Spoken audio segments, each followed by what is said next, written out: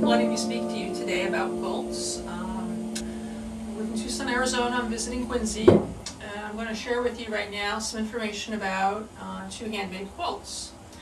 My personal emphasis in quilt making is in art quilt making, which is to say I no longer make traditional piece utilitarian bed quilts, but I use quilt making techniques to create works of art which are designed to hang on a wall. And the quilts that I make are designed to last for a very long time and exist as art objects.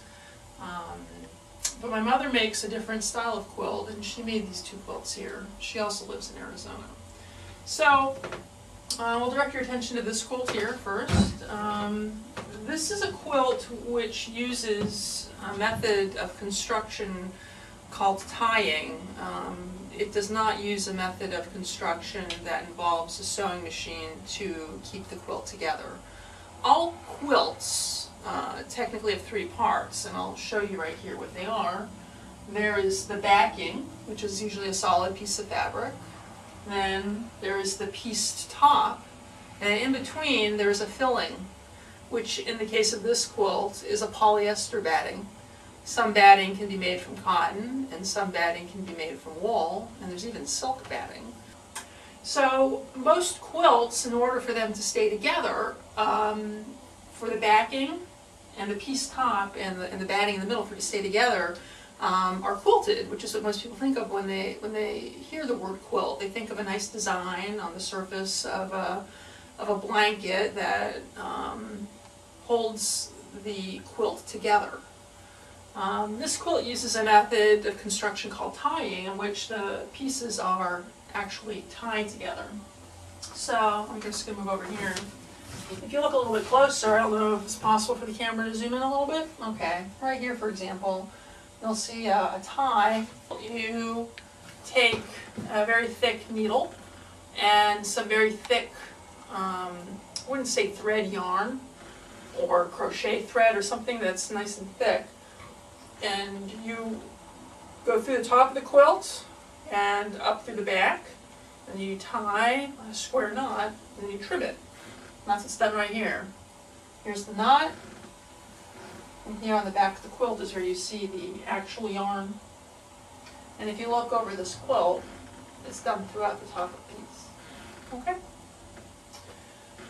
The pieced top of this quilt is a very simple design of a solid square, and then these pieces here are all hand silk screened. This is a traditional a design based on a traditional members pottery style. Members pottery can be found in eastern New Mexico, and these designs are based on very old patterns that have been found on pottery. It's probably about 800 or 900 years old. But she drew the design on a silk screen with photo emulsion, and made a silk screen, and then was able to use fabric paint to screen print individual pieces of fabric. So each one of these pieces is silk screened.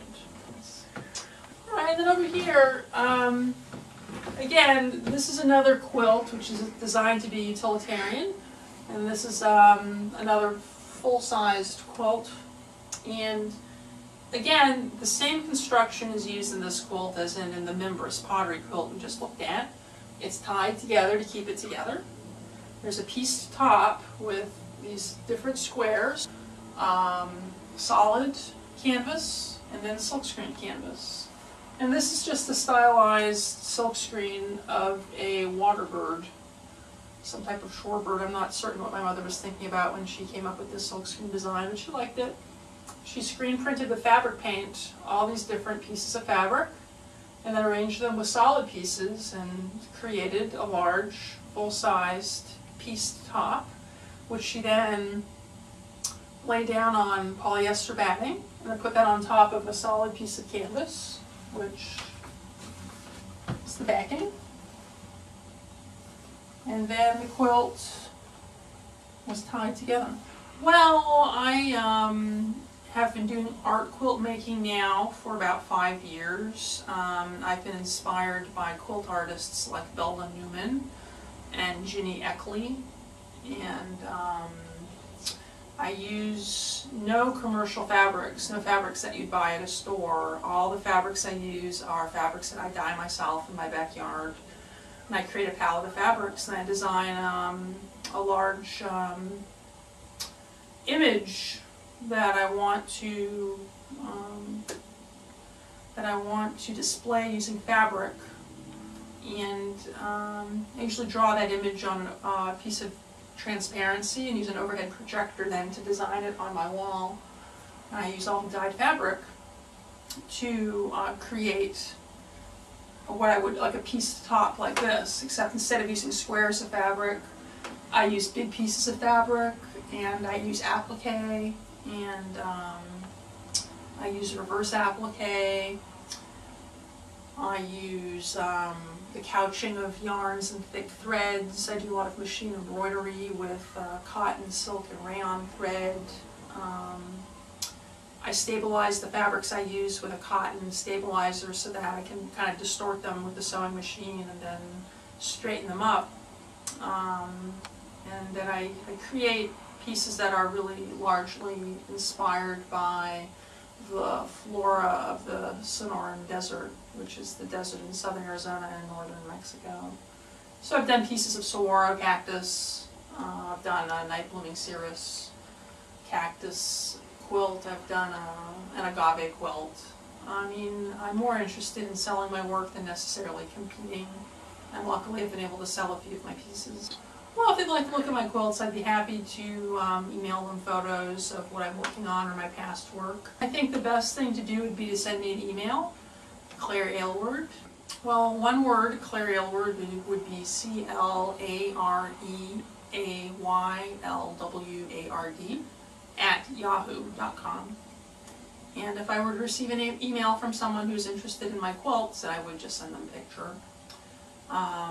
I always have a few of my quilts on display at my parents' cafe and bakery in Sonoyta, Arizona, which is called the Grasslands. And there is a website for the Grasslands. It's thegrasslandsbakery.com. That's one word.